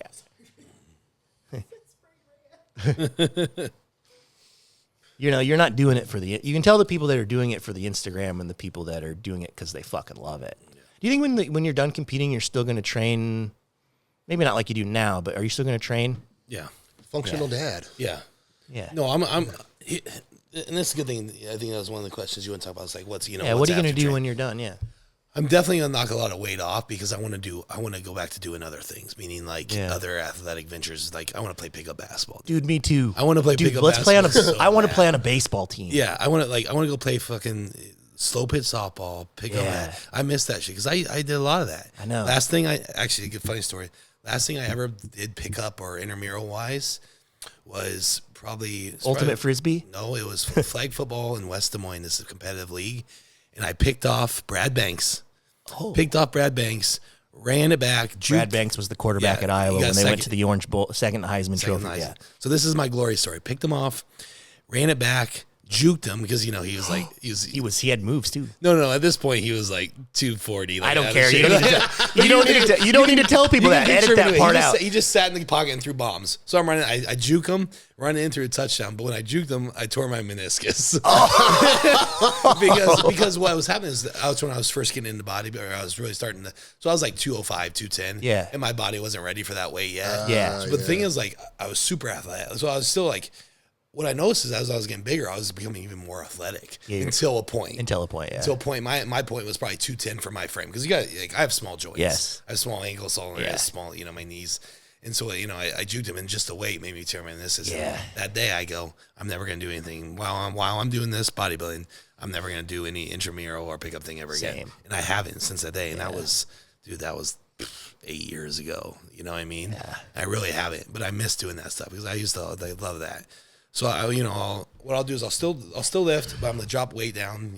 I don't know how low I'll be able to get, but like I'll still be like 220 or something. Probably 220. But that's an interesting feel for people that played sports, especially people that played like power sports, and you played a position like I was outside linebacker. I started as a corner. If you're playing a position where you were I wonder if was my school record for the vertical jump still there when you were there? Well, I was there, yeah. Yeah. I'm not sure now though. Yeah, it probably is. Probably is. When you're someone that is athletic in that sense, where you're running a 4.5 and you have a 40-inch vertical, and you're that type of person, to lose that proprioception and like the body awareness, and just like I felt like I could do anything I wanted with my body. Remember that feeling? Mm-hmm. And now we don't have that anymore. No, we don't. We feel like, you can't even like... You can't even throw it. Like, you go out and throw your dog a fucking ball and it goes like 30 feet. What the fuck was that? That's probably the most upsetting. I used to be able to throw a baseball from the center field fence to home plate. You know what I mean? Like, now I can't even throw it from the mound to the fucking... You throw it and you're like, oh, God. It's just those things. You know what I mean? It's like, I love what I'm doing now, but there's a lot of those things I'll miss. But the thing is, like, I'll be a lot of years of that head, especially enjoying that and stuff like that. And I want to get back into coach. Like I want to coach football. Dude, me too. I know I will. I don't know at what level, whatever. It doesn't really matter. It doesn't matter. I'm gonna enjoy that, and then But the thing is, I'm still gonna have. Ideally, what I'm gonna do is like be involved in like owning a gym, maybe owning like a clinic, and still having that like the bodybuilding side of things. Still coaching some people just for fun. Maybe have a show. That'll be my job. This is what a job. But then still like coaching either my kids or coaching like a high school team or something like that. And if you get super bored, you can go be a teacher. Yeah. I don't know what these kids nowadays. No, I was gonna say maybe not. I don't know. I heard it's pretty rough. They got like litter boxes and shit. Did you hear they have litter boxes at Southeast Polk? Did they? That's what I heard. I don't know if it's true. Oh my God. They had them out up in Pennsylvania. Could you imagine? You're Brett Wilkin, Mr. Wilkin, and you got someone acting like a fucking cat in the background. You hear? Yeah. I can't. So, we went to a little charity basketball event last weekend. Oh, yeah, I saw that. Yeah, Phil. Yeah, so Phil was like, Coach, so I wanted to see Phil and see what's up. But I went to the bathroom, and like me and Ivana are going to the bathroom, and it's like it was where the Florida Panthers or whatever the hockey team plays. So it's a bigger arena. Florida Live, yeah. And like those like so it said women, so you can like walk around. It's open, but you walk around like a big wall thing. Uh-huh. And so I went left because I thought men were probably to the left, right? But it was just one big, huge women bathroom. So she goes right, and I go left. I go around, and I walk in the women's bathroom. I ran into this lady. She's like, "Hey, whoa!" And I'm like, "Oh shit, I'm not supposed to be in here." I was like, "What the hell?" And like we kind of have a laugh, and I go, she's like, yeah, you're not supposed to be in here. I go, actually, Actually, I identify. Yeah. I go, what if I pull the gender fluid card You right now? definitely could be in And there. She just lost it. She's dying. Like luckily it wasn't some like liberal that freaked out on they me were, or something. yeah. But she, Yeah, well, we so live- I'm like She had walking fun out with with it. her. We're laughing our ass off. I'm like, sorry about that. Yeah, can well, do we that now. we live in the right spot. If you would have still been in Denver, you probably would have gotten in trouble. Yeah. But man, we've kept you long enough. I think this was great, man. Thank you for Yeah, this is a blast. thank you for coming on. We'll do part 2, and we need to have Ivana on. Yeah. And I'm gonna ask her about when she got me kicked out of Gold's. I'm gonna talk about it. I just think it's funny now, like to look back on all that stuff. It's just like you get older, and it's like there was a time where me and her hated each other, and it's just like that's so stupid, Right. you know. So I can't wait to have her on. That will be a good one It's because there's because she's gonna too much elite bodybuilders in this in one area. They at that time when we were that young, and it's Yeah. just like couldn't handle it. we didn't know what to do. Yeah, and so dude, thanks for coming on. I We don't have to do a shameless plug Oh, nice. for the butcher hooks. So I hooks, saw Brett using these one day, and I thought they were straps, but they weren't straps. They were these like hooks. I still need some, by the way, bro. No, they're freaking awesome. But it's just like a quick, instead of like having to sit at a barbell or something and just constantly wrap it around, you just hook it. And this is your company. Yep. So the butcher hooks, right? So So you talked about, putting food on the table and supporting your family and stuff. And Faith and I use these all the time. My head is huge, so I can't wear the hat as much without cutting off circulation. But it actually is comfortable. I'm not going to lie. But these are actually a saving grace, especially when you're doing back or some arm stuff or just carrying anything heavy, like if you're doing lunges. And he has a website, butcherhooks.com. So it's plural. You can go on there and buy these. And they don't wear. You're gonna add do you have anything else that you're looking at adding? yeah, there's a few other ideas, just accessories and stuff like that. You got to definitely do some more clothing. Yeah, so do more clothing. We gotta for do- sure. you I got some ideas of like, kind of like a cream that you use for like your knees and like for joint pain and stuff. Yeah, to use, that's a like, great idea. before the workout. Because I put like horse linen on my knees just to numb them out. I know. So I'm coming up with a formula that'll be like a little bit of CBD in there as well, and call it like Butcher Balm or something like that. Yeah. So just some fun stuff. to Continue have building. on the Just side. keep building the Brett Wilkin brand. But it's legit. These are legit. This isn't like some phony. No, those fall straps apart. that's been really successful for Yeah. me. The whole concept of those is just easiness. You know what I mean? Like, so it's like it's for hypertrophy work. More of stuff just you just go up and grab. Maybe doing supersets, you go over grab something else. Yep. If you want something for heavy deadlifts or something, just get normal straps that are gonna wrap around with padding and stuff. But this is gonna be more just for especially for bodybuilders and what we do. Those will work. Those will work with me for deadlifts. Perfectly. 315. You don't go too heavy, but that's like I said, it's super simple. Stays on your wrist well. Yeah, it's got this little elastic strap so it doesn't fall off your hand. Yep, and they stay on your wrist, and like I said, it almost just becomes almost like an extra finger for you. You know what I mean? Just to keep your not have to worry about your grip giving out. Yeah. It makes a difference. So yeah, butcherhooks.com. Check it out. These are actually good. And then when you come up with new products, we'll help promote them because Oh yeah. anything that Brett does, like we've talked about for the past I need to hour make and like a half, is I need to about- make like a soda or an energy drink. You guys can just have it here. That is what you need to do. Oh, yeah. Yeah. Like the bum Yeah. energy or the Let's happy get cranked dads. out. Yeah. The last thing I'll say to wrap it up is, man, it's just been seeing you do what you've had to do, what you've accomplished, knowing you since you were 12, growing up in Altoona, and me thinking that, I mean, hearing you've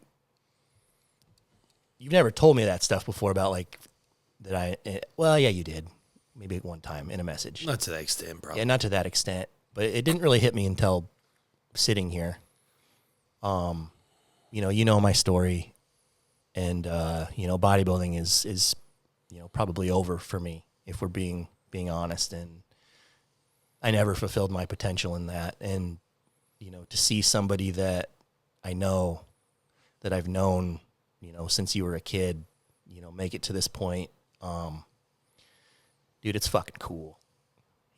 Like it's fucking cool. Yeah, thank you, man. And I'm proud of you, man. And nobody deserves it more than you, dude. You're such a bright light in this dark, negative, shit talking, just everybody getting wrapped up in shit, you know? And that's why I'm telling you, man, just, you don't need to worry about anything. Just keep being you. Because I think the overlying message here too, like you just what you're saying is, if you want to be a good bodybuilder, you know, and be successful in this, you know, this is preached so much, but it's not all. Isn't obviously to reach the very, very top, it's going to be about genetics to some point when you get to there, but a lot of it is just it truly is just consistency. Yeah. Who can stay consistent the longest? Yeah. That's really what it was. You know what it comes down you to. know, because Matt genetically has me beat probably on everything, you know. It's just I was able to stay more consistent over these last 10 years than anybody else. You know, and that's just an internal drive too. You know, it's a mental and internal drive. But that's what bodybuilding is. And if you know, people watching us for the bodybuilding side of things, it's anybody, you know, can reach to a certain height. It really is. But it's about consistency over time. And if you're able to hone in on that, and like I said, stay locked in, you know, a lot of heights are going to be reached for sure. Yeah, you're going to the Olympia, man. That's right.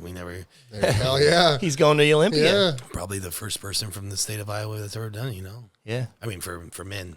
Open bodybuilding. Yeah, the only other person would be Mike Francois. A lot of people don't know that he was from Iowa. Yeah. He didn't live there while he was bodybuilding. He had moved away, but he was born in Iowa. He lives in Illinois, right? He was in Ohio. I think. Or Ohio. Sorry, not Illinois. Yeah, I think that's Columbus. right. Columbus, yeah. Yeah. I think he went to be. I think he was going to be a priest or something, if I remember Yeah, correctly, he and was then going he that decided religious not route. to, and then Yeah. he went and he won the Arnold, and then he got colitis. Go figure. We were just talking about colitis before the show, but he got colitis and then he retired. But you're definitely, you know, full blown Iowan, the first full blown Iowan to make it. Started there. Yeah. So Olympia 2023. It is 2023. Yeah, this year. Jeez. Yeah. When are you gonna start prep? Probably mid-July. Okay. That'll be here before you know it. Yeah. Yeah. So enjoy the baby here in the next couple weeks. Yeah. Get used to that schedule and then do one final little push. Yeah. Lean into the prep for sure. Yeah.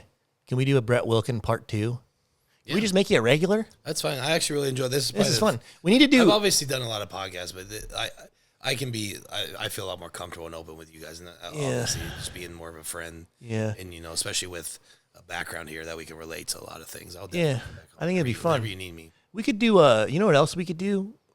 We could talk sports. There's no Yeah. bodybuilder. There's a lot of That would be bodybuilders cool. that like Seriously. love sports and pay attention to sports, but they don't talk about it. No, That'd be that's kind of what fun. I miss the most. Yeah, like not many bodybuilding people in this realm do. You know, Yeah. do talk about the sports. Like I said, the first thing I talked to you about is I've literally watched every single NBA. Yeah, playoff we're watching. game We're this- back. They got me back in too. Yeah, Yeah, it's good. and then football's. You know, I mean, like that's And when what football, I enjoy outside. yeah, when football season comes around, we should do a weekly. We'll just do podcasts. at Just do a halftime. yeah, Sunday Yeah. halftime podcast. yeah, that's a good idea. Definitely do that. Yeah. All right. Well, I'm sure you got to eat, man. Yeah. Thanks for Thanks for reminding me. thanks for spending so much time. I'm glad our air came back on, so you didn't Yeah. freaking. At least enough to where we weren't sitting here sweating. Like, Yeah, it's not bad. Didn't get hotter. Yeah. No. Yeah. All right. Well, I'll just let you cut that and edit that and end it wherever you feel. Cut it, Chucky. Cut it.